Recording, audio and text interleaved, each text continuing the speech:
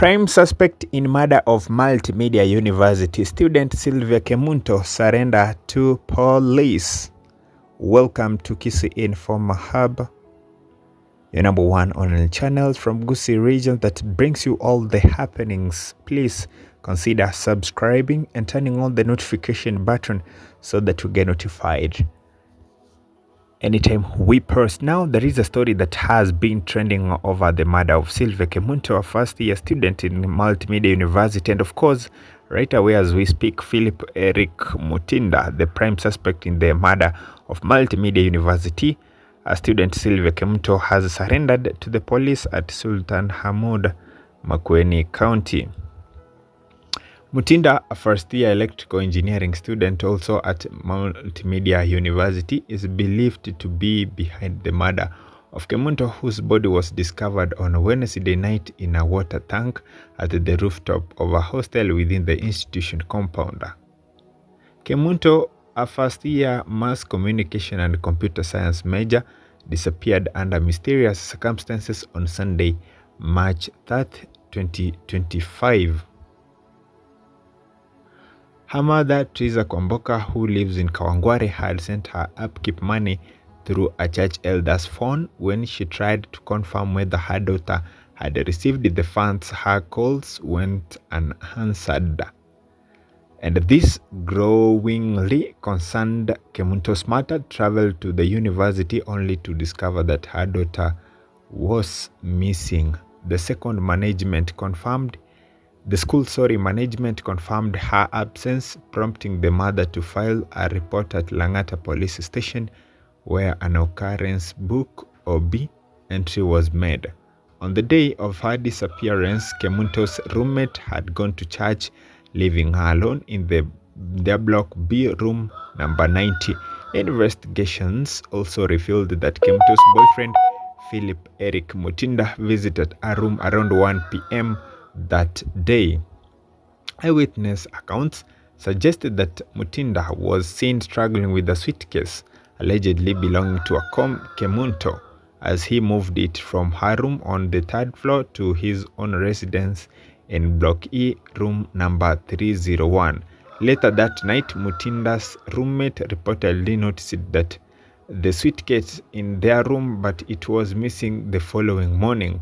Police investigations begin immediately, tracing Kemunto's phone records. The signal placed her within the university compound, but her phone was switched off at approximately 10 p.m. on that day she disappeared. This prompted the school's management to initiate search on a campus. On Wednesday, a foul smell emanating from Block E caught the attention of the search team. By afternoon, the source of the odor was identified: a water tank on the rooftop of one hostel. Inside, Kemunto's decomposing body was discovered 3 days after her disappearance. And of course, that is what that has been happening. And of course, as you can hear, is that the prime suspect, who is Eric Mutinda, has surrendered. And of course, I will filter some of the comments from Kenyans as usual, what they think about it, because this is a story that is really traumatizing, because we have been experiencing the same incidences, and the Femi side stories, they seems to be back again. Now, one person commented on this and said, the so-called Gen Zs must be told that going to college is strictly for getting knowledge for future use, not romancing each other. We are not in either backwards. When spouses were fished from college and getting jobs was a assured thing, that so-called love can wait. It's a new era. All right. People have been in a relationship in these campuses in 80s and 90s, and no killings over other people's daughters. What we have is a generation full of idiots and bad parenting, ending lives of others in the name of silly relationship. All right. I fail to understand why university students always get in that trap with young and silly boys who end up finishing their lives. All right. Sad, but this generation very hard to Be instructed. They have ears, but they are for decoration. They have eyes, but they don't see. Still, you will continue getting incidents like this happening. They say their life, their choice. Okay. Another person says, no matter how much you love or like someone, always leave yourself a room for adjustment. People will never love you as much as you love them. Maybe he didn't want to kill her. One thing led to the another, and the next minute she was gone. Letting go is better than being a prisoner of love. It's gonna be well with both the families.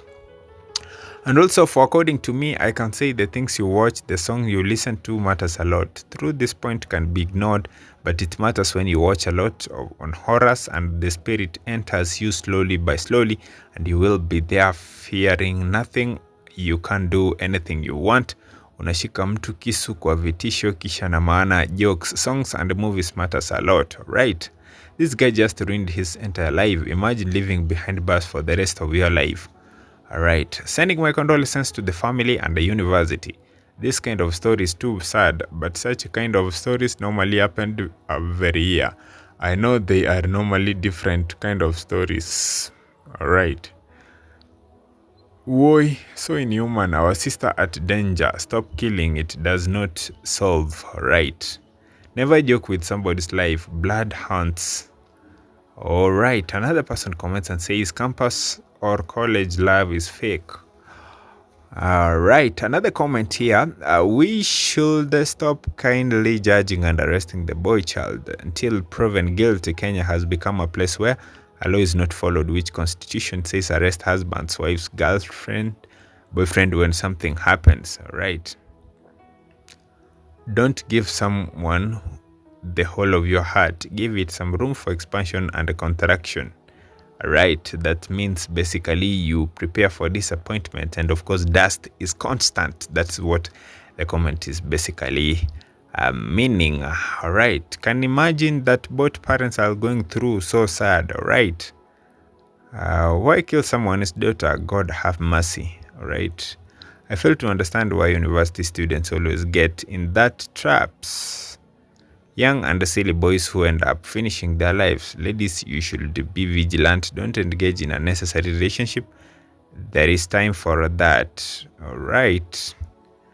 God forbid. And another person is asking, first years. All right. These are the cases that have been witnessed, have been seen for a long period of time. But we hope that one day they will come to an end. And of course, we pray for their families and what will be following. We will be keeping you updated here on Kisii Inform Hub. Subscribe and let's meet to the next video.